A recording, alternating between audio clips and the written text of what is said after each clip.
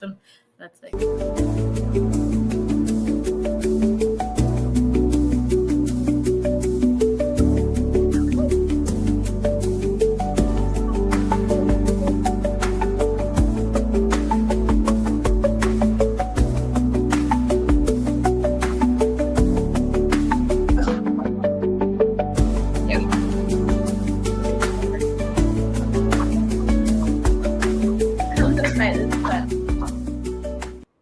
Hi everyone, welcome back to another episode of ZTV. Today I have the lovely Ethny here of Big Mama's Preserves, and we're going to be going through making, what are we making? We're going to make peach jam today.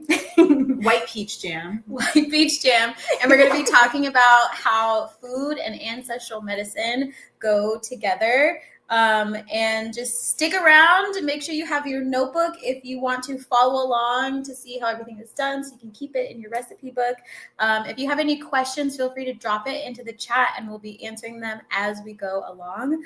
But yeah, I feel like we can just jump right in. Should I put gloves on or anything, or should I wait? Do you want to participate? Yeah. Okay. You can put gloves on. Okay, yeah. Gloves on. While we are doing that, I want to ask you, why is this recipe close to your heart? If it's close to your heart.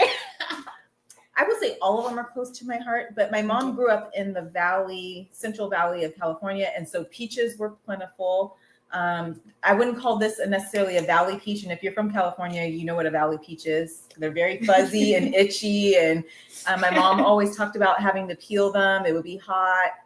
Of course, they were preserving everything they needed for the year, so that was the cheapest way of doing it. Obviously, you had harvest, and then you're trying to prepare and keep it for as long as possible, especially since she was from a family of, there were 7 kids and then 2 adults, so 9 of them total. Oh, wow. Yeah. So she talked about having tubs of peaches and peeling them, and then they would preserve them. Did they eat them? Of course they did. Because I would eat them. Little for you, little Yeah, for the I tub. did not have enough for the tub. Just saying, that's my rule. I mean, you're wrong. I will say the valley peaches, the ones that I'm thinking of that are like more for canning, they're not as juicy as like what like you and I would get, like an eating peach. They're a little bit more firm, and so when you cook them, they do juice up more, but raw, they're okay.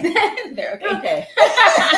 So big family. My mom is the youngest of 10, and I think my dad has like total, I think there's like 6 or 7 of them. See, so big family. Children. Yeah, and they also made a lot of food on their own, and my mother made all of our baby food too. Mm-hmm. So this is really exciting. Yay! So hopefully there's some folks on here ho want to take these recipes and start implementing it into their own life. Of course.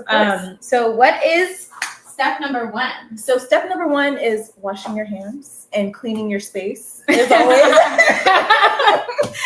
There's never enough hand washing. Soap is a must, hot water. And then, so I didn't want you all to have to sit and literally watch water boil. So what I did to start off ahead is I already had clean jars. So I don't know how familiar you are with a traditional jelly jar, but they're meant for. I don't even know. This one actually has product in it, so I brought one out. Yes. Well, you can use them for anything. So you can store beans, rice, anything you want in it.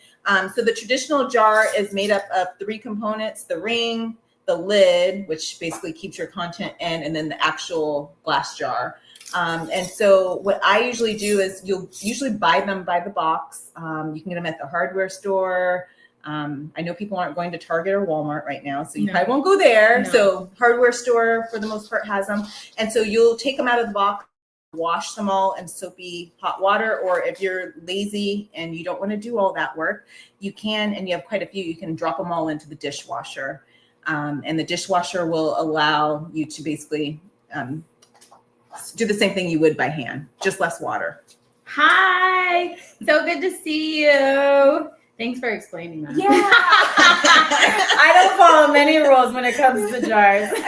And it's the same. You'll see, like, this is a traditional, this is an 8-ounce jar.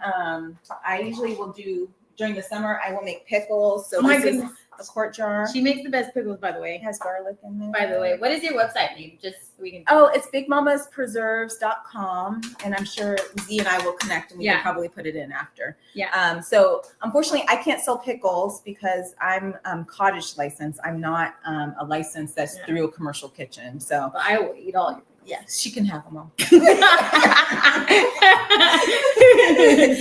And then once you get your jars prepared, the next step would be preparing your fruit. So depending on how you would like to, what you have and what you want to use, anything from, you can use frozen fruit. I will say most companies that you're buying jam from out of the store is probably frozen fruit, because fruit is not available year round, right?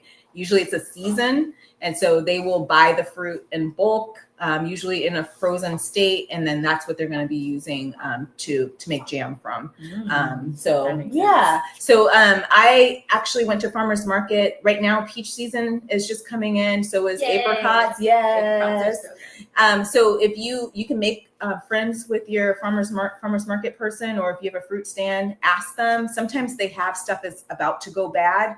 Those are usually the best types, because it's already really ripe. Yeah. And then you can make a deal with them to buy their fruit that's about to go bad, because you're going to make jam out of it anyway. That's smart. Yeah. And they so want to get rid of it. Yeah. So I went to the farmer's market locally here. They have bags. The guy was, I think, because they're also similar thing. When you go towards the end of the farmer's market, they're also trying to get rid of stuff. So he did like $5 bags of peaches. So I bought some, I think it was 2 weeks ago, and I went ahead and washed everything. I cut it up, and then I just put mine in the freezer so I can use it. I love that. Yeah. You're so smart. I try.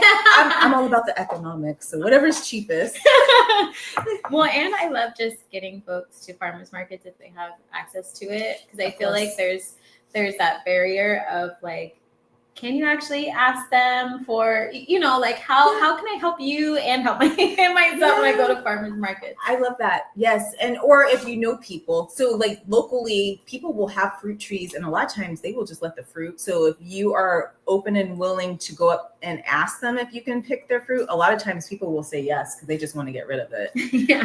I know around town we have loquat trees. People don't know what they are. People don't eat them, but they're delicious. Yeah, they are really good. Yeah. And so, we did it several times. We would go up to wherever it was located and just say, can we harvest your tree? It's so smart. Yeah. Yeah. It helps out everybody, and it helps the tree. And it's free. And for those tuning in, feel free to drop in the chat where you were tuning in from. And if you have any ancestral recipes that you love, someone said, I might have to take one. Oh, right. Let me pin it. There we go. We both wear glasses. Yes, actually, we're blind. Right? Because people might figure telling you certain things might keep you away from patronizing their business. Yeah. It does happen. But like you said, if you can show the benefit, you're helping them by taking the fruit that they can't sell off their hands, and then you get to benefit by utilizing it for something else. I feel like most people at the farmer's market are like that. Like, especially if you go towards the end, I feel like a lot of people are bagging up their stuff anyways. So you might as well just go around. Like a lot of them are doing it. So no harm in asking. And something my mom told me was the worst anybody's going to tell you is no. Of course. Yeah. What's going to happen? And a lot of times I also harvest out of my parents' backyard too. Someone asked, is kiwi jam a thing? Yeah, you can make pretty much out of anything. I think I've made strawberry kiwi before. Someone just recently asked me for strawberry rhubarb. So I'm going to have to see if I can find, I'll let you know. I'll have to see if I can find some rhubarb. So yes, you can make kiwi. I have another friend who loves pineapple, so I made pineapple jam. Your pineapple jam is so good. But I think the last pineapple apricot or something. Yeah, I made an apricot pineapple. Mm-hmm. You need to order ASAP. It was so good. I barely made it to the sourdough. Oh, you serious? Like I saved like this much and was like, come on, you have to make it to the sourdough to try it.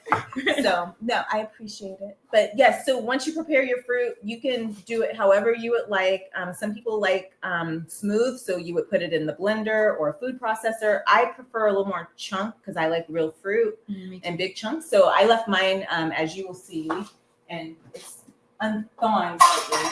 over here, but it's frozen. So it's in chunks here. So we're going to start off with chunks of, these are white peaches. Delicious. Yes. Yeah. And so basically I washed them, prepared them, because your lighter stone fruits will start to turn. You're probably going to have to use some sort of citric acid. So I use lemon juice as my basis just to keep it from turning. Lighter stone. I was thinking like apricot, peach, nectarine, pretty much anything that anything you've eaten before and you see that it starts to turn brown, it's going to turn brown when you cook it as well. So you add the lemon juice to kind of help with preventing it to completely turning on you. Ah, smart. Yes. So we're going to start with the fruit. I do have jars here. They've been cooking. So you're going to put your jars in a canner. If you don't have a professional canner, you can make do with like a pot. And the only thing is it has to be a slightly raised off the bottom because you don't want the glass to be boiling on the bottom. So if that's the case, some people will use like a rack, which is what I have in the bottom of mine. Or you can put some sort of towel. Some people use towels, whatever you have. You just don't want the glass to be on the actual bottom of the pan. As it boils, it will cause it to rattle and it will crack. Yeah. Yes. Very similar to when you're doing like candle making or if you're melting down wax that needs to be corrected because you never want to put the jar straight into the that makes pot sense with the hot water. It does the same thing. That makes sense. I learned that in the very beginning of my candle making phase, and also just repurposing candle jars or anything. Yes, like as they heat and cool, eventually, and even these jars as they heat and cool, eventually. So for the most part, you can reuse the jars year after year as you get them back. The only thing that will need to be changed out is if the ring starts to get rust, you can't use it. So you would basically recycle the ring. And the lid is a one-time use because there's a sealing mechanism on the lid that basically keeps it fresh. And once you've opened it and used it and you want to use the jar again, you would have to get a new lid. Oh, see, I didn't know that. Yeah. I don't jar things. Oh. I put things in jars and then I drink them. But I didn't know. I've always wondered. So yeah, definitely you can reuse it. It's nice if people are nice if they return jars. Usually you get extra jam. Yeah. So in the pot here, again, you don't have to have a professional. So I've been boiling the jars so Z can attest to it. Yeah. I have about that batch will probably make about 6 or 7 pint, half pint. So this is considered a half pint, 8 ounces jar. So I have those heating up in there. So we'll let them continue to just stay warm and we'll get that going. Next thing we're going to do, it's like I'm ready. I'm so excited. We're going to turn on the pot and we have our peaches in here. It's going to take a minute for it to heat up. And as it's heating up, we can add a little lemon juice to it just to kind of keep it, again, from not turning. And then we will add in, at one point, once it kind of gets a little juicier, we will add in a pectin. And so basically, most fruits have pectin, but differing levels. And so for your jam, without having to basically cook it to death, and it become inedible, you add a little pectin, which is all natural. It's usually made from like citrus. And it basically helps to thicken your jam so you get that consistency of jam that's spreadable. Yeah. So I'm going to put the lid on. We can talk while it heats up. Yeah. I guess another question I have for you that I can actually see because I have my glasses on. How does doing this work connect you with your lineage and your ancestors? Yeah. Honestly, I didn't really think too much about it until, so our babysitter and our grandma was both African-American women from the South, were avid canners. Our babysitter made her fresh peach jam. And so we would sit with, if you're familiar in America, white Weber bread. If you're familiar. And so she would put the bluebonnet margarine on it and toast it in the pan. And then she would add she made preserves. So basically different between preserves and jam is preserves is usually less pectin, more sugar, and you just cook it down and it's a little more syrupy, whole fruit again. And so, so I grew up with that and I kind of got spoiled because I grew up with fresh jam and preserves. So I didn't know anything else about some other brands that you bought in the store. Like and then myself, I ended up going for undergrad into food science and really found a love. And so part of what you learn is how to preserve food. And so part of what we did in what was one class we had was just on canning.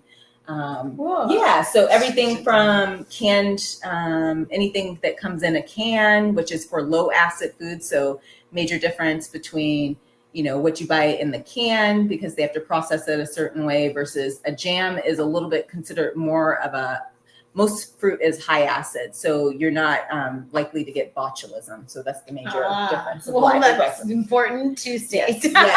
Yes. It might be good for your face, but not good to eat.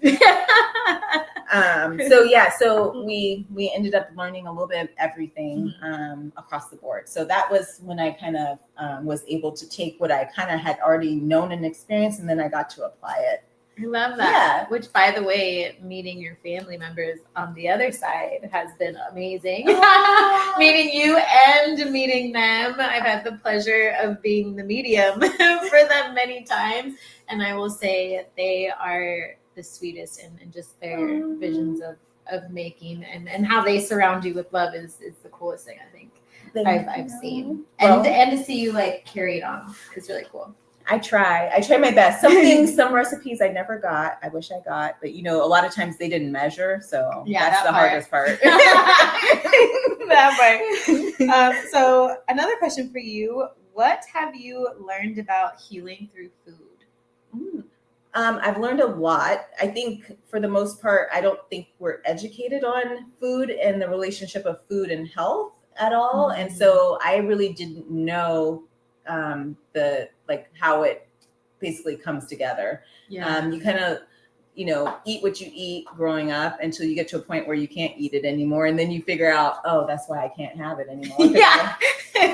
I overate it. Maybe it's not aligned to my genetic and, I don't want to say racial, ethnic background, us as myself as a Black person, cows are not predominantly in Africa. That wasn't the primary. So like goats would be more aligned. So it kind of makes sense like why maybe, a lot of us are, lactose intolerant because that wasn't our normal food source. So I think just that divide and I wasn't really aware of it until started taking a few more classes and then, facing some of my own health challenges as I got older and figuring out what doesn't really react well. So it's unfortunate, but I think in terms of, I think now more people are aware. And unfortunately, a lot of it's because the food is tied to a lot of what is good, how well you are. So the more healthful you can eat, usually that aligns with how healthy you are in terms of body. Right. And then there's, the collision of folks needing like food deserts and things like that. So they don't always have the access. And thinking about healing, which is why I also teach like Ayurveda. Like it's so cool to be able to, it's literally like, I don't even know how to explain it. Like I wish we all learned about food medicine when we were younger, because just the act of picking out your own food, knowing what's going to work for you in and of itself is so, it's like it's a self-care practice that everybody needs but doesn't know about it.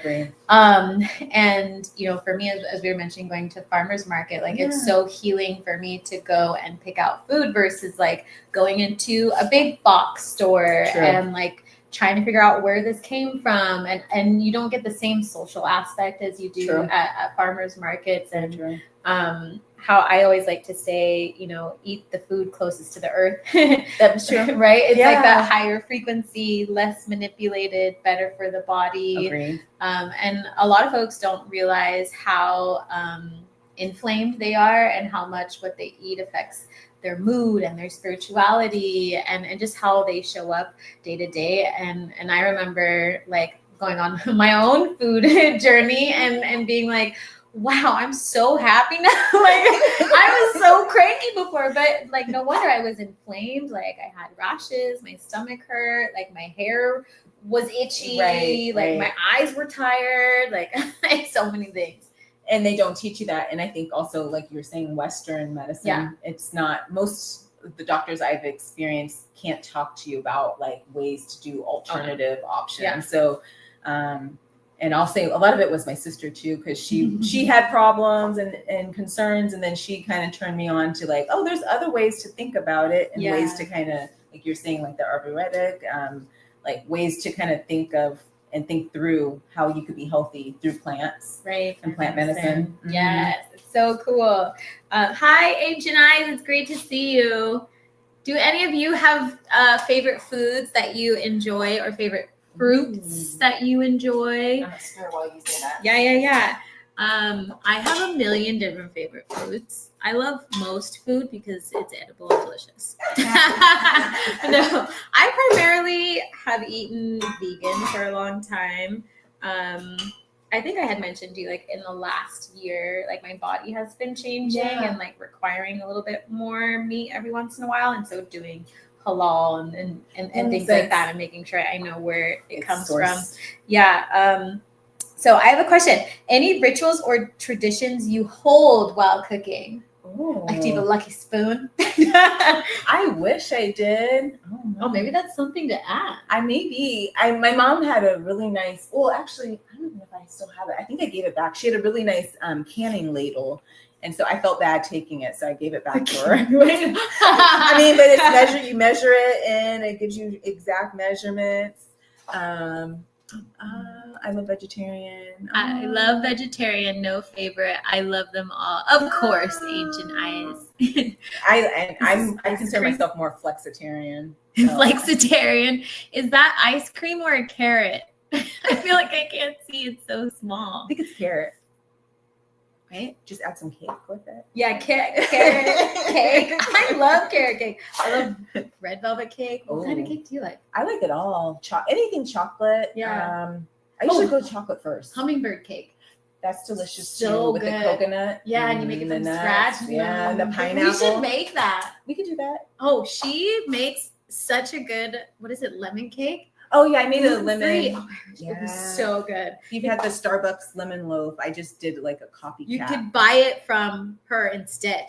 Everybody, stop going to Starbucks. Oh yeah, go to Big Mama's Preserve. Yeah, hummingbird cake. Yeah, it's like carrot cake, but it's more cinnamony. No carrots, but it has coconut, usually some pineapple, and usually some nuts. Yeah, and on the outside, it's like cream cheese or buttercream. Cream cheese.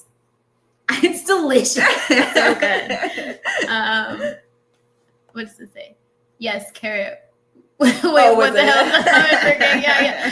It's like if you like carrot cake, you're gonna love hummingbird cake. I remember the first time I made it, I wasn't paying attention that I was following instructions for like a tiered cake. I made so much hummingbird cake. It was like a big like cake, and I just like went to town on eating it. It has everything you need in it. It has the nuts, it has the fruit. It was like, I've never made a cake this big. But it turned out so good. It was so good. It's moist. It's very, very moist. Just like melts in your mouth. Do y'all have a favorite cake? Yeah, it sounds delicious. Hold on. Have you tried baking cakes with applesauce? Oh, yes. Yes. And also with pancakes and things. And then I make a chocolate cake. I've made it for years. You use beets, actually. Oh my, beets. Yes. So I'm lazy. I usually use the canned ones, but you can use the fresh ones. And then it adds moisture, and then it's supposed to be devil's food, so it's supposed to be kind of red. So instead of using the red dye, the beets kind of get the same color. Beets are so good. I love beet chips. I love pickled beets. I'm like Dwight from it could be pickled, it could be fried. Yeah, but also I just got a natural lipstick that's like made with beetroot. Yeah, it's deep red beeswax. It's so great. And if my dogs eat it, they'll be fine. Yeah, they'll be fine.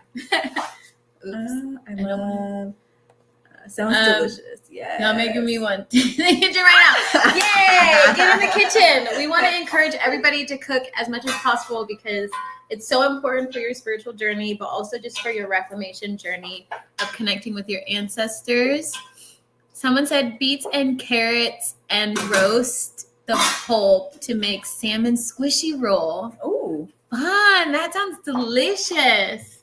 What else do you know? Oh. I want to know all your secrets, Ancient Eyes. Is it like a vegetarian version? Yeah. I juice the beets, add carrots. Oh, okay. Gotcha. Oh, add carrots. Okay. Gotcha. Yum. Also, I love beet juice. I like it too. It's so good. I do too. It's very earthy. Yeah, with carrots, you put some ginger, a little apple. It's so good. I mean, I'm open to any of the juices. So you got me with just adding the apple. It's so good. Anything apple. I'm always I don't know what it is with beets lately, but like this last 2 months, I'm like, give me a beet. And I know they're supposed to be good for iron too, right? Oh yeah. It was around my cycle. Let's be real. The body was craving it. Yep. Body is just craving things. Oh. Sushi roll, the web is not friend today. Oh, the internet, yeah? Are you having problems too? Okay, the internet, like energetic wise, let me know if that's what you're talking about, because it's been weird for the last couple of days, energetically and astrologically. We were talking about that. I'm like, and today was really busy. I was late everywhere. I was late here.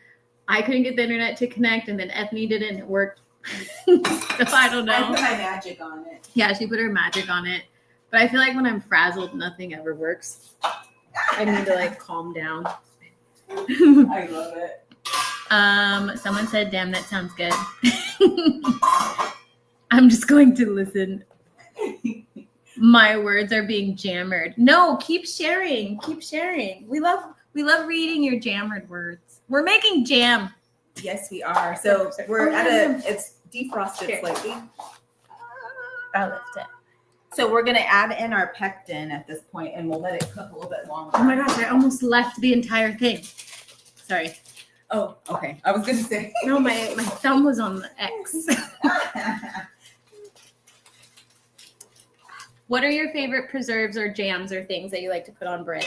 Ooh. Or what do you like to put on bread? Mm-hmm. I just made a sourdough bread. It was great. I also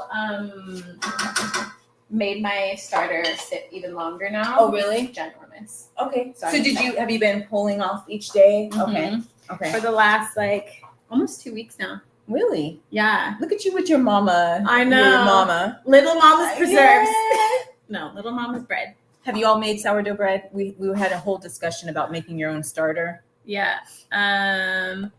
Oh, peanut butter. Someone likes putting peanut butter. Peanut butter is good. I like almond butter, but I'm allergic to almonds. You are? I'm allergic to a lot of things. I'm sorry. But since I worked on my inflammation journey, I can have things a little bit once here in a while. Gotcha. Almonds, eggs, tomatoes, peppers, oranges, avocado, but I eat avocado, bananas. Yeah. What? Yeah. I'm sorry. I know. Those are all the good ones. Peaches. Peaches, So yes. Peanut butter and apples, yes. I like dip my apples in the peanut butter. Yum. I used to have that all the time when I would sing, because the peanut butter and the oil always was just really nice for my throat. Kind of soothes it. Mm-hmm. I could see that. Y'all are fun. Yes, I love that. Yeah. Have any of you ever made bread? I think that's what.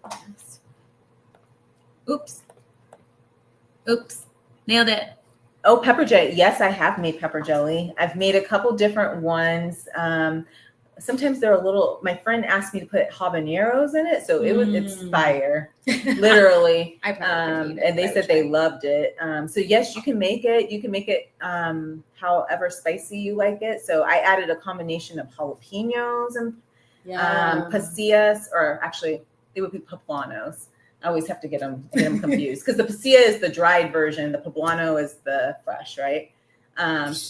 Yeah. Don't ask me. I wouldn't remember.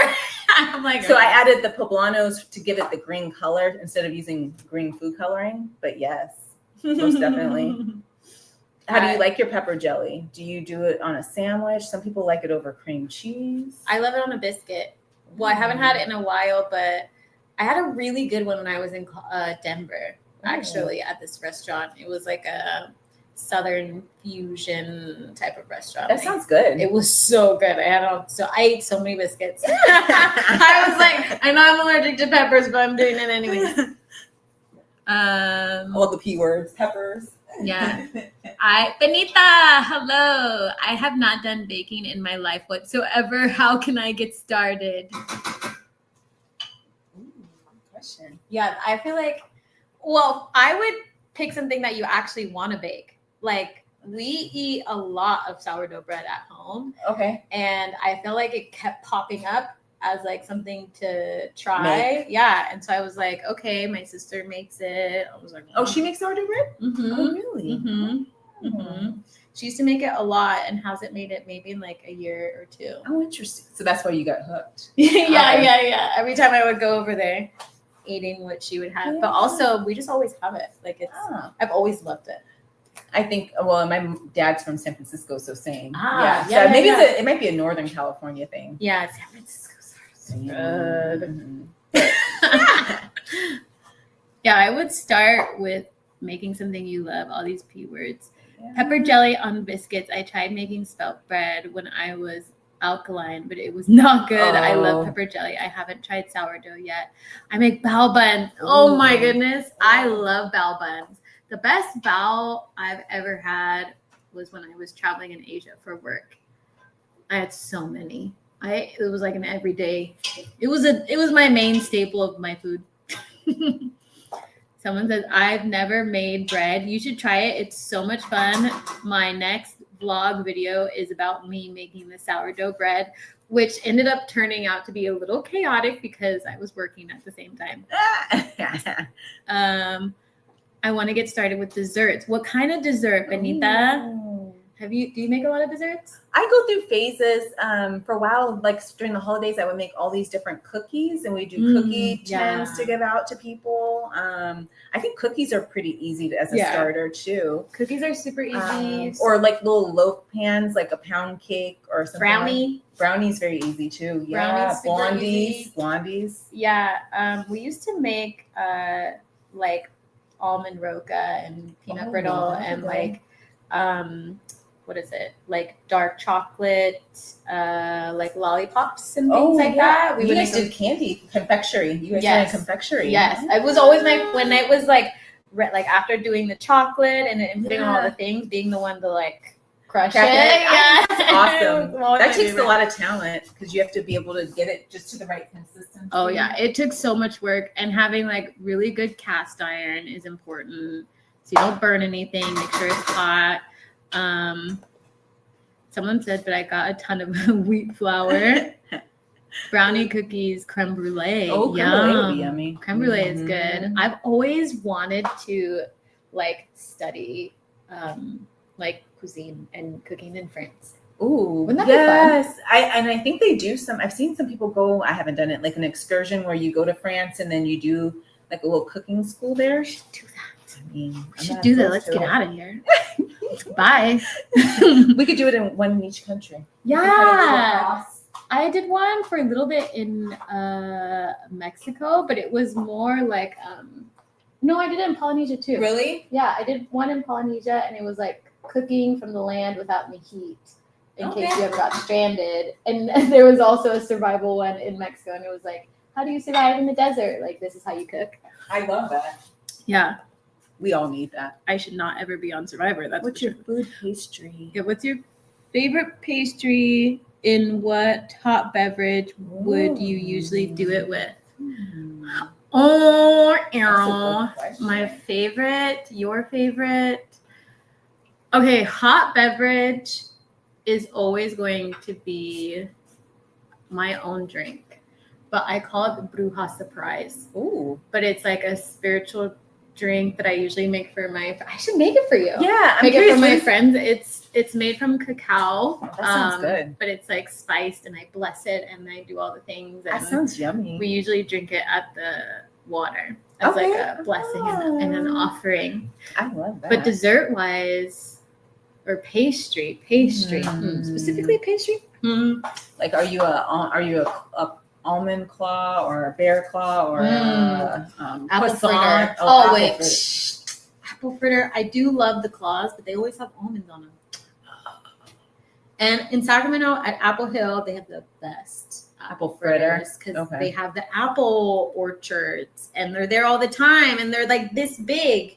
That sounds good. I'm an apple fritter person too. They're so good. I am an apple fritter. I'm an equal opportunist. What's your favorite? I could go, so I've been trained to stay away from the wheat. So the ones that I'm limited to. Right, gluten-free. Yes, but there's some really good gluten-free donut ones here that do like a gluten-free apple fritter. Like they're little donut balls. So good. But yeah, when I was eating wheat, like any of the like the bear claws were really good. I usually always got the cinnamon rolls whenever we went. Yeah. Any of the donuts. Like I love donuts. I can never go wrong. Any of the donuts. I love donuts. It could be the chocolate dip. It could be the cake. For donuts. It could be the buttermilk. I mean, I don't know. I one I don't like. I probably don't like the filled ones. That will probably be my only exception. I love those. Oh, so I love you can have my Boston donuts. You have my Boston filled ones. Yes, because I'll eat all the donuts. I used to I don't have it. It fell off. I had so many donut keychains. She's a donut person. I am a donut person. And even at Universal Studios, you know how they have the big Homer Simpson donut? Yes. Yeah. And she's like, just give me the donut. Is it Randy's Donuts that's in LA? Because they were talking about they're going to get one in San Francisco. Really? Yeah. They said they're moving one up here. Me like Josephine Baker. I love Josephine Baker. Josephine Baker is Betty Boop. Josephine Baker is amazing and one of my favorite performers in the whole wide world. And I one day want to be like them. I love Josephine. I did a whole paper on Josephine Baker in college and Edith Piaf. Let's see. This says yes. Ooh, this one says sticky buns are better than cinnamon rolls to me. You eat Dunkin' Donuts, don't you? ? Hell no. Mm-mm. We do usually not. Local. We do not eat Dunkin' Donuts. It just doesn't do it for me. No, I don't care what anybody says. We had someone at our work that was like, no, he's Boston. He always wanted his Dunkin' Donuts. Maybe it's the East Coast. Maybe the Dunkin' Donuts on the East Coast tastes better. Well, because that's what he would say. He's like, you're all California, but in Boston. We always have Dunkin' the Donuts. water's different. The environment's different. That's what he would always start with. And I was like, no, stop buying those. No, I don't want to. But sticky buns, yes. They are sticky good. Buns are good too. They are really good. The pecan sticky buns. Wait, you didn't say your hot drink. Oh, hot drink. Oh, probably growing up, it was hot chocolate. So the cacao sounds really good. I should make it. But I mean, I would go now for like a mocha, something that's in between. Mexican mocha. Mm-hmm. There's been a Dubai chocolate mocha at church, which I don't know why. Yeah, it's bomb. I have it all the time. Well, Trader Joe's got the Dubai. I wonder if they get the Dubai chocolates from Trader Joe's and. Oh, maybe. It sounds delicious. It's every time I go, I'm like, I need to go say my prayer. She's like, I was like, does this go straight to the church, right? Okay, I think we're pretty. Oh yeah. Do you want me to bring it this way? Or you? Okay.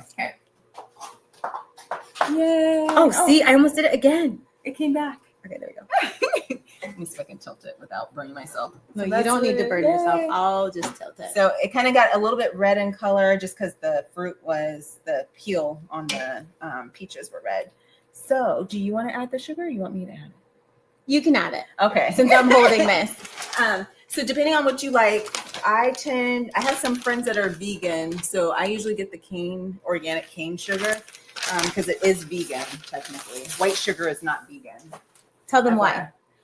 Usually the white sugar that you just buy that's already kind of, I don't know what's your version. I usually get C&H, but they usually grind a little bit of bone in it to get it to be whiter. So yeah, so if you really want vegan grade sugar, it has to be pure cane sugar for it to be vegan. Did any of you know that? Someone said, I'm going to multitask. This is so dangerous.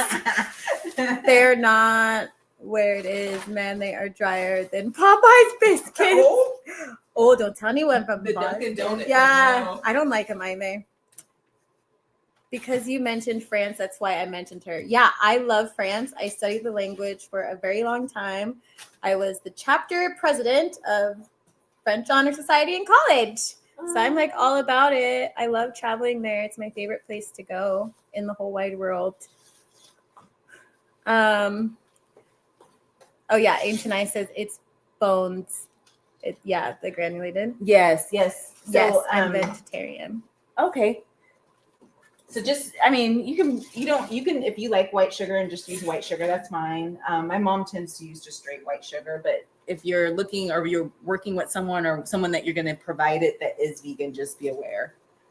Someone said, I did not know that. Yeah. They put a lot of bones in a lot of things. That and you'll get a lot of stuff where they've added animal products to kind of enhance the flavor. Yeah. Stuff like that. So that's so true. Yeah. Have you been to France? No, I have not. Is it a place you would want to go? I'm open to anything at this point. If you could go anywhere, where would you want to go? I would like to do a West Africa trip. I think. Ooh. Yeah. I could see that. We had some friends. We were all talking about getting our hair braided, and it's so expensive here in the States. But if you go to Africa, and they put all the natural things in it too, like our hair crochet.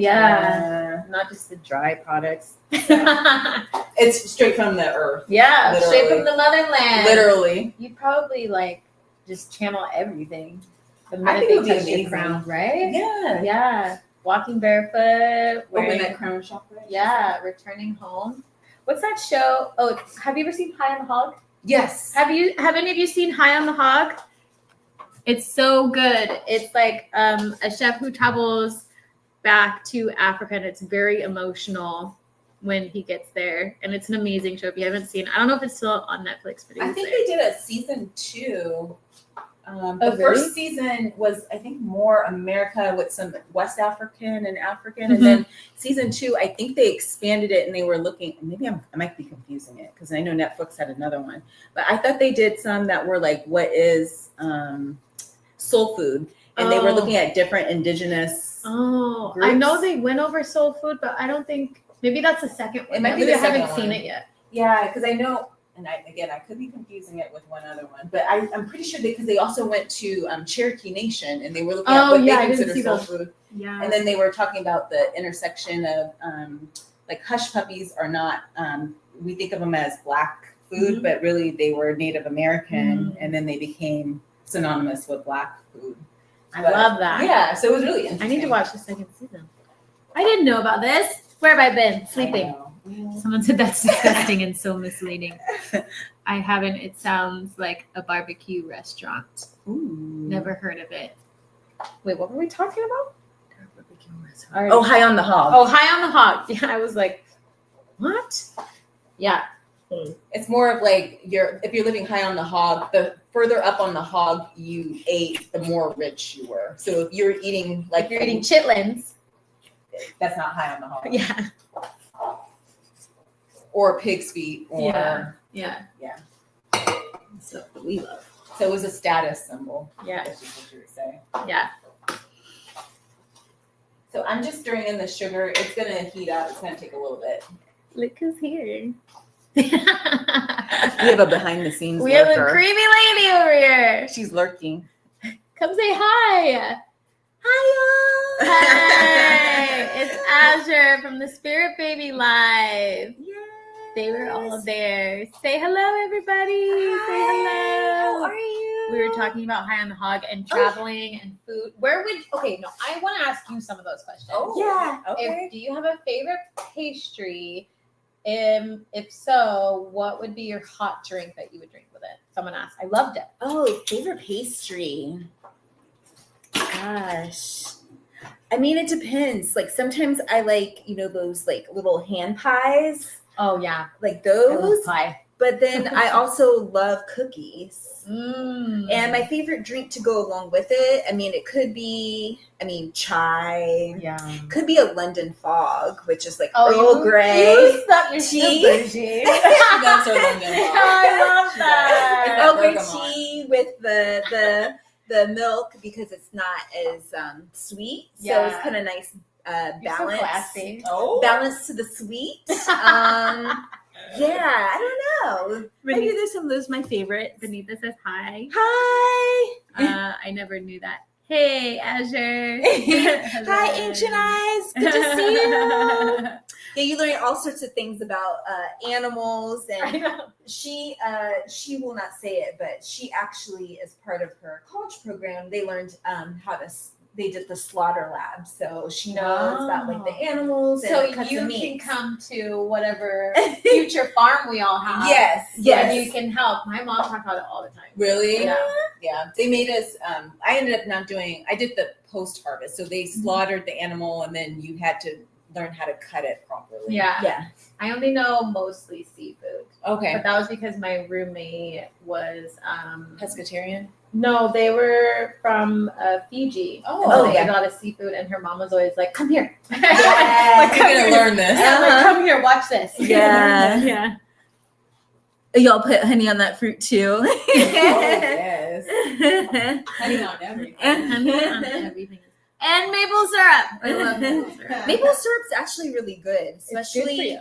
yeah. I mean, in terms of like digestion, it's Yeah. one of the more pure ones. Yeah. Like that and honey. Yeah, If you're honey's gonna great. have it. If you're inflamed, maple syrup. Yeah. Oh, really? Yeah. More so? Because honey is considered more warming as a part of the doshas. So if you're inflamed, do maple syrup. Okay. And maple syrup, because of the way it's extracted, is more like nutrient dense than I could see honey and like agave, which doesn't really have anything in it. Agave's not Yeah, it doesn't have anything. one. Sure. Yeah. Yeah. So those are our top secrets, folks. Should I get you an apron? Are you staying? Yes. Make her stay. Okay. I'll get you an apron. I'm just sitting on the sidelines. I was just saying hi to everybody. We'll make her stay. She can talk about her food that she likes to make. Oh, things that I like to make. Oh, here's a good one. Okay. Any beginner mistakes to avoid when starting out when you're cooking? This one's shout out to you, Benita. Oh, I think one of the biggest things is I think people make it more complicated than what it needs to be. Because like one of my students, I went over to their house. It's my former student, and I made like a salad. And it doesn't have to be a lot of ingredients. Right. And she's like, "You make some of the best salads." And I'm like, "No, you don't have to like do a lot." But also too, like I make like a pasta pomodoro, and really it's like the tomatoes, the wine, the garlic, and salt. It's not more than that. And then you just need basil. Yeah. But I think like using basic seasonings, you don't have to get too complicated. Yeah. But I also feel like you have pressure cookers and all sorts of things that telling one of our friends, I'm like, there's no reason why you can't cook. If you're working from home, you can put stuff in the pot. Can cook, yeah. Even in the pot. and let it go. Yeah. And let it go. Yeah. Beans too. Rice cooker. It's not the pressure cooker. What's the other one? Instapot. Instapot. Yeah. People don't know you can make yogurt in Instapot. You can make eggs in Yeah. Instapot. You can make scrambled eggs. Yeah. So like use more of the tools. You don't need a ton of pans, but use more of the tools and exhaust it. Yeah. And yogurt, it can be more expensive in the store. I used to make my own homemade yogurt. So it's yogurt. super easy to So do. easy. Yeah. I'm all for using like less seasoning, but I think also because of the Ayurveda, like when you I feel like in general, when you understand how food tastes, you realize you don't need much. Like you don't need much. So I'm cooking now too. Oh yay! Not the dessert that is scary to me. You can do it. You can do It's it. simple. It could be fruit and like coconut cream or something. Yeah. It could be fruit and like some granola or a yogurt parfait. Yeah, Maybe dessert. something simple. That's dessert. I make this it's like a, I guess you would say popover. It's upside down. Upside down kind of cake. And all of it is chopping up fruit and putting spices, cardamom, other spices in, and putting a little bit of sugar. And then you're just mixing flour with the lebanon and just pouring it over, and you stick in the oven. Yeah. So easy. Like almost like a dump. it's a dump cake. Yeah. So you don't have to like do really ornate like desserts and stuff like that. It can be very simple. I love me a pie. I love making pie. Yeah. What's your favorite pie? Cherry pie. Oh, so this is Move your this season. out of the way. Yeah. No, I am obsessed with cherries and all things.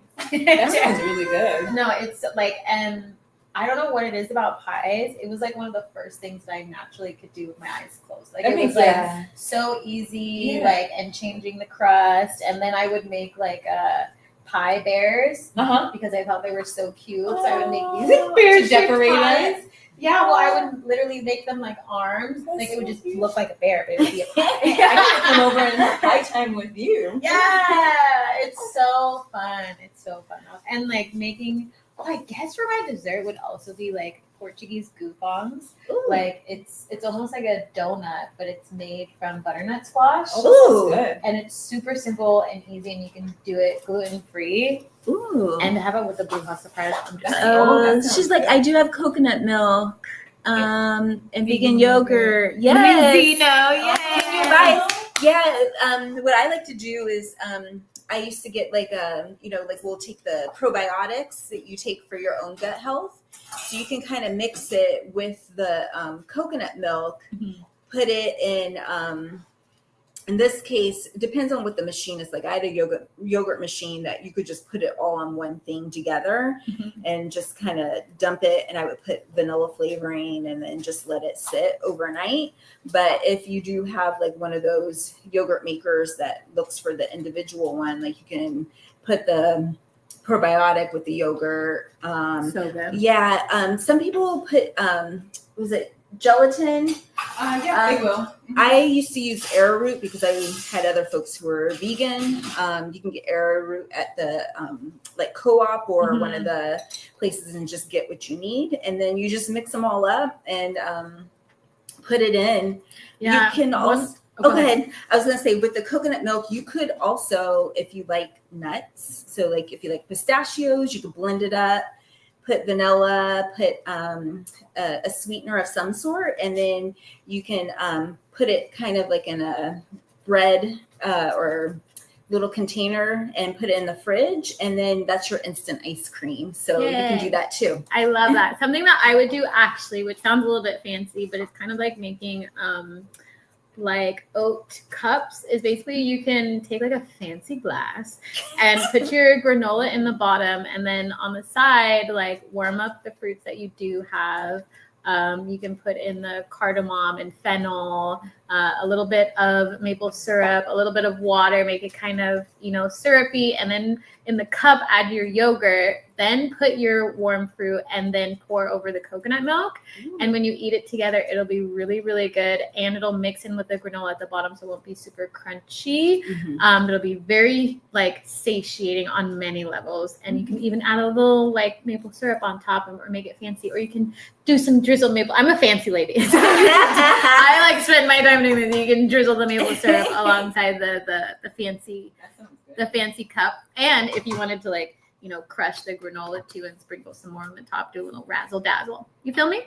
I think we're cooked. So yay! Oh my God, I love that. Sounds so simple. Not sure why it never did occur to me. Vanilla and cinnamon are a gift from God. Yes. Y'all are so beautiful. I couldn't take it anymore. I lost focus. Are we just like so come on. Like black fence who cook and get ready from the motherland. We have house visits. Yeah. All the things. Okay. What is next? What is next? So we have our jam. It cooked up nicely here. Don't you run away, Azure. Oh, I don't stand by. So we have our hot jars, as I was mentioning earlier. So I'm going to take them out. They're heated, and I'm trying not to burn Z over here. I'm going to scoot back. I was a little close. You can see the steam, so they are hot. They're coming up. They are hot. We're coming in hot. Coming in hot. We're coming in hot. Coming in hot, baby. And then, so this was 4 cups of peaches, 5.5 cups of sugar, and then some pectin. And you can use whatever pectin you like. There's a couple different brands. Most of them are very similar, and probably with the exception of you can do a lower sugar option. So there's like pectins that will allow you to still set your fruit without using a lot of sugar. So those are options too. I got called out for not bringing my jar back. I mean, if the shoe fits.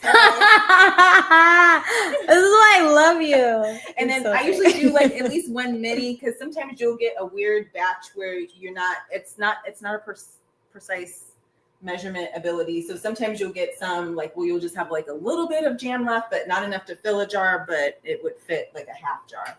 So those are always helpful to have. So I like to use a funnel. They come in plastic. You can get them in metal. And then basically you're just going to ladle. So this is my ladle, not my mom's fancy ladle that I gave back to her, but it's a ladle. And then you're just going to ladle it in. And I probably should have explained before I ladled. Oh, yes. I'll move my tongs out of the way. Oh, wait. You keep talking. I need to get my charger. Oh, okay. So for the jars, you have to leave a certain amount of space because basically your jars are going to expand. So is the product as you cook it. So you cook the jars, you're going to make sure that they're clean and processed. Like basically they're sterile. You can put your product in. We're going to put the lid and ring on, and then we have to cook them again. And the cooking again basically is going to kill everything that's on the outside. So it becomes shelf stable.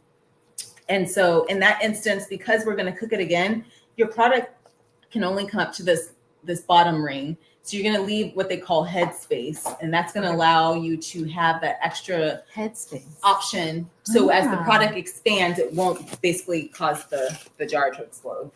I just put my big old thumb in the thing. This is a classic TV show. Hey. So we're going to, I made a mess here. We're going to continue to fill. This is fun. Do you want to fill? I probably shouldn't. Okay. I mean, maybe I should try one, right? Yeah, Just for try one. shits and giggles. I mean, I dropped already, so you're in the I mean, clear. please don't be mad if it just goes I'm everywhere. going to tilt it a little bit. I'm freakishly clumsy. Yeah, I think you'll have just the right amount. Look at you, Z. She's a professional. I'm a natural. Perfect. Look at you. She knew exactly right now. Look at you. You want to do another one? Pretty psychic. No, I'm just kidding. No, I'm upset. I obsessively watch people. Well, that's a good thing. That's how I learn. I'm a learn by doing type person too. I can watch it the first time and then I kind of have to try it to get it together. Otherwise, Azure, come do one. Otherwise, I'm posting behind the scenes. Azure. She doesn't help me at all. Jam making's not my jam. I like to cook though. That sounds like a sisterly thing to do. Oh, I didn't. She put leaves enough in me. there. Oh, that's okay. We have a little more. Okay. And as Z's probably looking, this might be enough for one more jar. Let's see. Let's try it. Okay. And what I'll do is I'll grab this and I can hold it. You might not need to use that. Yes. I'm doing behind the scenes film. Yum, I want to eat it. You can take one home. It's not going to set immediately. It's going to. I will try and force it to set. Don't give me anything early. Hey now. Hey. So that is our jam. She did a beautiful job here. Okay, I'll come closer so you all can see it. Yes. And if you're just tuning in, feel free to beautiful job. watch the replay to see how this was done. So this type of technique, what else can you do it with? Pretty much anything that is like fruit related. So it's considered, this is called a water bath method. There is another method where you can use a pressure cooker.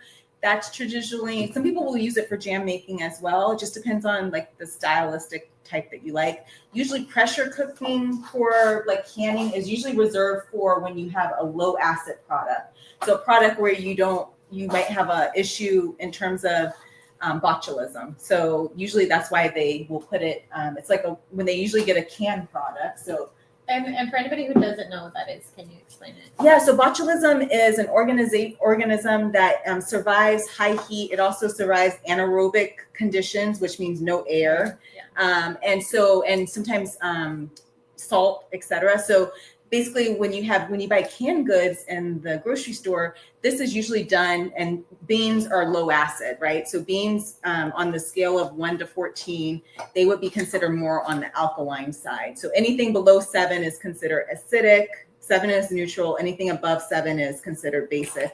So beans, meat, oh, you're good. Beans, meat, she's like, I gotta get my water in. Beans, meat, green beans, like most of the vegetables, eggs, most of the vegetables are considered low acid. They're low acid. So you acidify them or you add salt. So there's ways to preserve things, right? So you either add salt to draw the water out of the product to preserve it. You add sugar. You can add acid, which is like what you do with pickles. So even though the cucumber itself is basic in nature, by adding some sort of vinegar to it, you're acidifying it, which means it becomes a lower risk to get some sort of like botulism or other bacterium. So the canned goods, they put them in a large retort that looks like a big pressure cooker, and they roll them in and they put them under pressure, and the pressure basically inactivates what would cause botulism. So most of us know it as Botox, which they do use it for your face because it does paralyze the nerve. However, if you ingest it, it will paralyze your nervous system. So it's not a good BTW. thing. If anybody on this channel, which I highly doubt, is doing Botox, no judgment if you want to, but just stay educated. Yes. So usually ingesting Botox is not advisable. Yes. I wouldn't drink it on the regular. So you can, in terms of jam making, you can pretty much do it with any fruit. The key is you're adding sugar. The sugar is preserving the fruit, and that allows it to become shelf stable. Okay, so I have 2 more questions for you. And if you have anything you want Ethny or the lovely Azure sneaking over here to answer, feel free to ask it in the comments. The first one is, what's your favorite memory from the kitchen growing up? Ooh. Feel free to cry. She's like, cry. You know, I'm that type of coach. Whenever people cry, I'm like, yeah. Of course you are. Or let it out. Of course you are. Let's cry. Like I was mentioning the peach preserves. That was probably my fondest memory because our babysitter would invite us basically to her kitchen table, and she would make us a breakfast because we stayed usually throughout my mom working. So we were there the whole day. And so she would invite us. She would make us, like, they call it Jack coffee, which mainly is like more sugar and more milk and less coffee. It's just a high, essentially. And then she would make us her little toast, and she would add the peach preserves on top. And then we would venture out because she had walnut trees. She had a persimmon tree. So when we go out and harvest, sometimes she would take us like to a version of Apple Hill where we're from. They have a whole apple orchard, and so we would go out with her to go get a bunch. She called it a lug, which is like a large box of apples, and then she would come back and make stuff, fresh applesauce. Sounds like a dream. It was delicious. We all need to be on a farm like yesterday. That's why I'm fat now. Like, what else? I mean, no shaming. She also cooked like lima beans, like the way that you make them, like salt pork and all that kind of stuff. But she would make a lot of like fresh soups, fresh macaroni and cheese. So when you came over, like, yes, she'd take care of us for the day, but you got a good, like, hearty meal for that time period. Was my favorite eating. And then we would go to church, and there would be elder Black femmes, and she would bring all the pies and cakes. And so you'd be downstairs and you'd just be like looking. Okay, it's the time that we cut the cake, the pie. And then you're like, all right, and I'm gone. So always around with food. I don't think there's a memory that's not. Yeah. I feel like,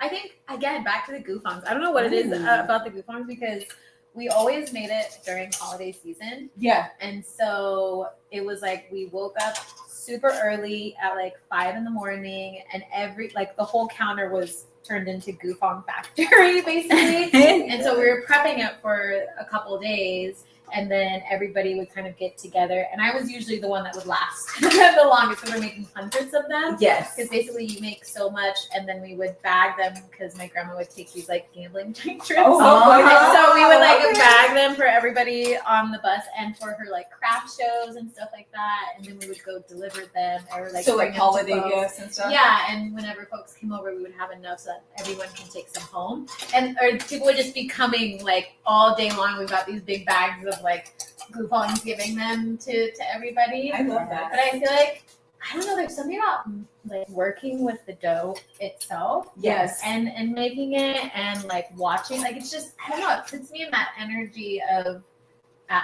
feeling at home. It's a meditative. Yeah, Yes. totally. And then eating it. I like LS other EML. I wasn't expecting this science today. Thank you. Aw, you're welcome. Yes. So I'm just adding the lids and rings. So we had this discussion before. You have the jam jar, which is our peach jam, and then you have a lid in the ring. So for traditional home jam making, the lid is a one-time use, and the ring can be used as many times as you would like, as can the jar here, as long as the ring is not there's no sort of rust on it. So usually if someone brings them back. If someone brings them back, you just want to make sure. If not, I just recycle them. You can't use them if they're rusty, so you don't want anything that's compromised. So you'll put it on. As you can see, there's head space, which again, the bottom ring, you need about a 1/4 inch of space so as it cooks. So we're going to next put this back into the water bath, which you saw earlier, and we're going to turn it back up. Depending on the size of the jar and your elevation is going to determine how long you're going to have to cook it. So we're pretty much not at a high elevation, so we're pretty much can just cook it for 15. It's a small jar. If you have a larger jar, such as you have more product, means you're going to have to cook it longer for it to get to the same internal temperature. Yes. And were the caps in hot water? Yes. Oh, Okay. yes. So when I boiled the jars earlier, I also removed the lids and rings. They come as a set, which is nice when you get the first set. And so I separated the two. The lids and rings went into one pot with hot water. I love your honesty. Here, it was a set of hot water. I heated them up. You don't have to boil them hard. You just bring them up, boil them for 10 minutes, turn them out, let them sit. And then we boiled our jars separately here.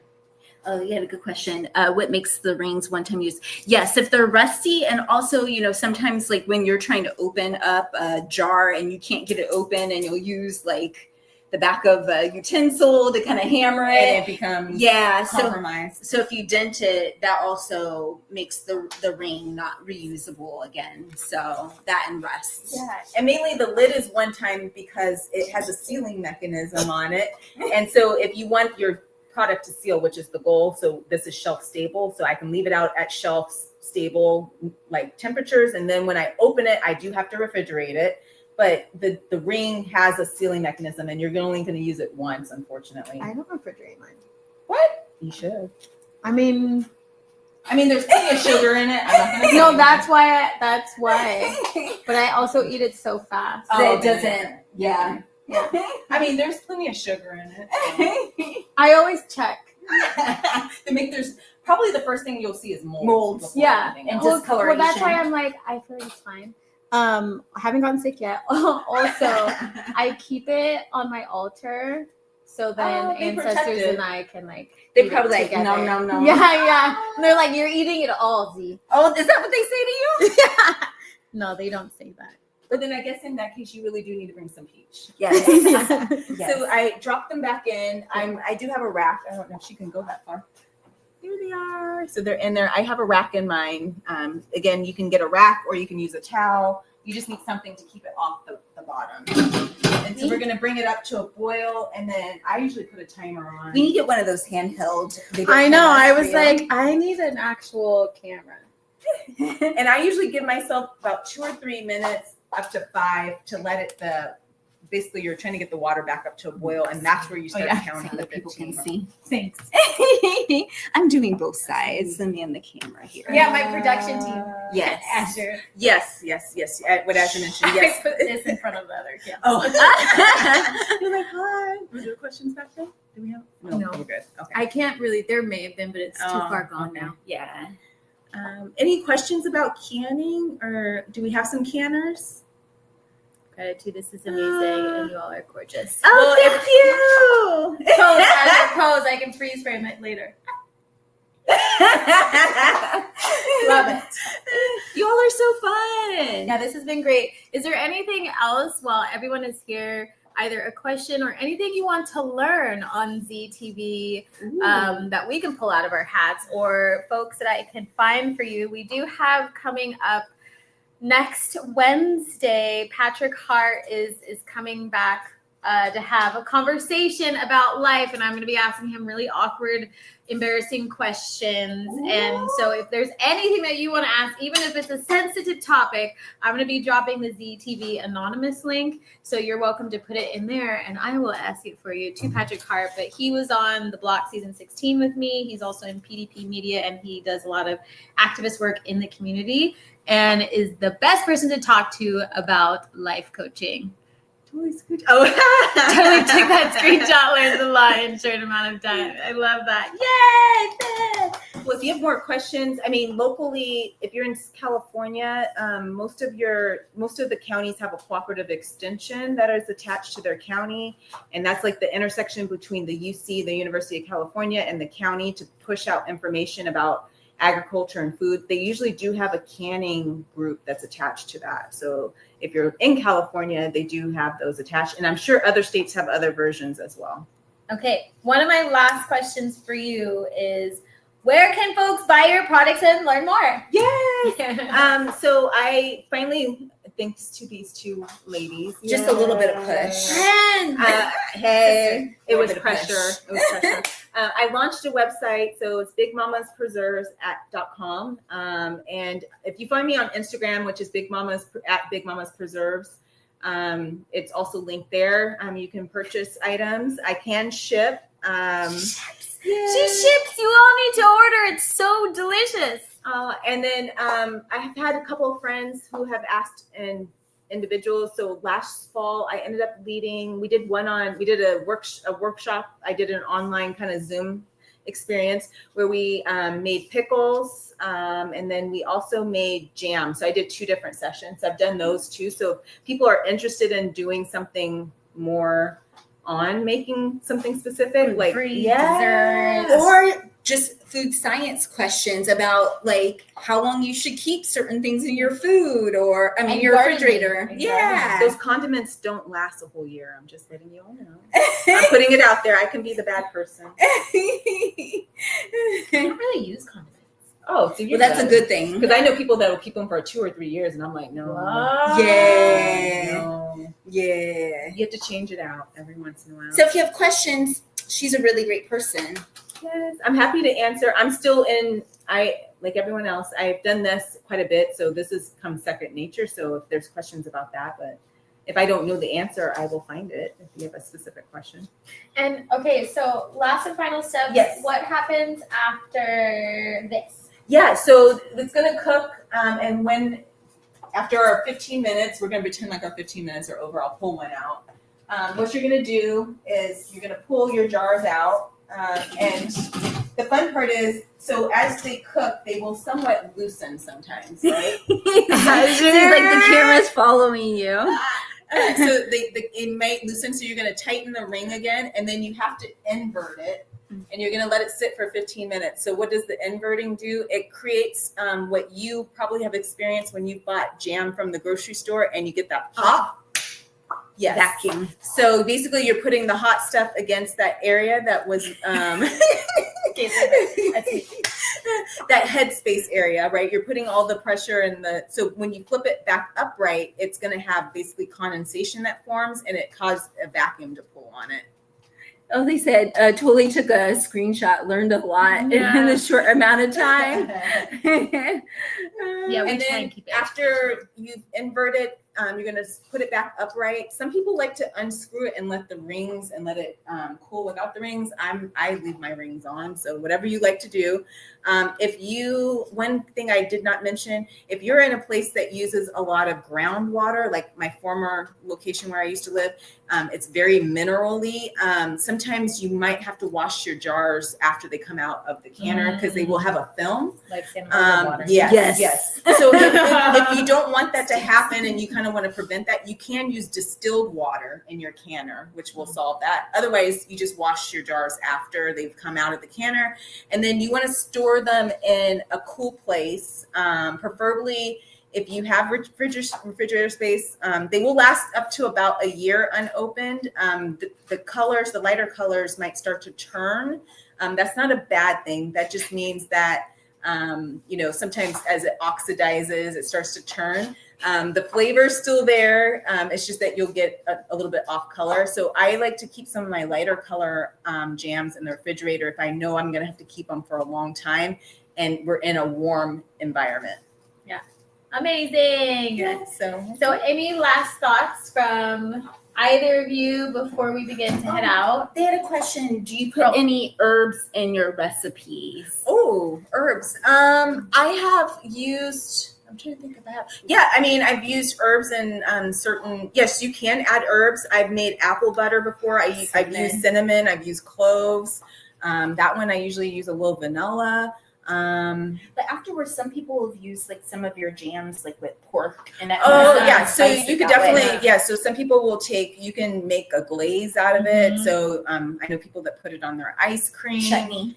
So you can pancakes, add it into their pancake batter.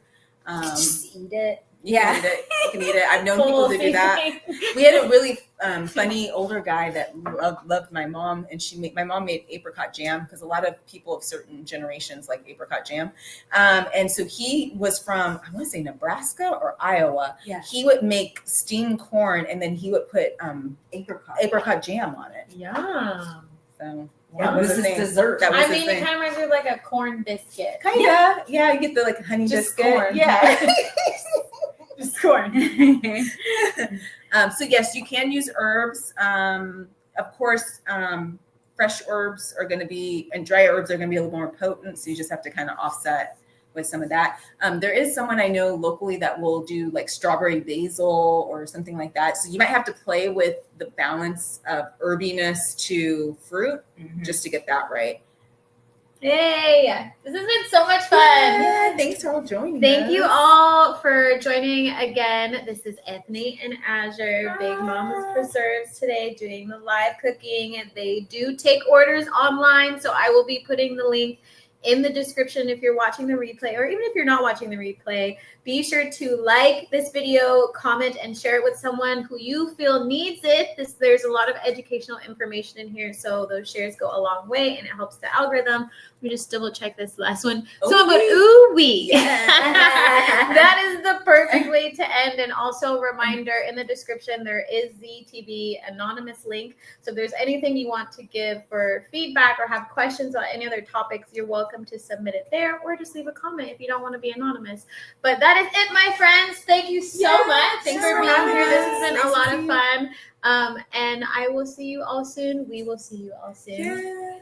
Thanks, everybody. Bye.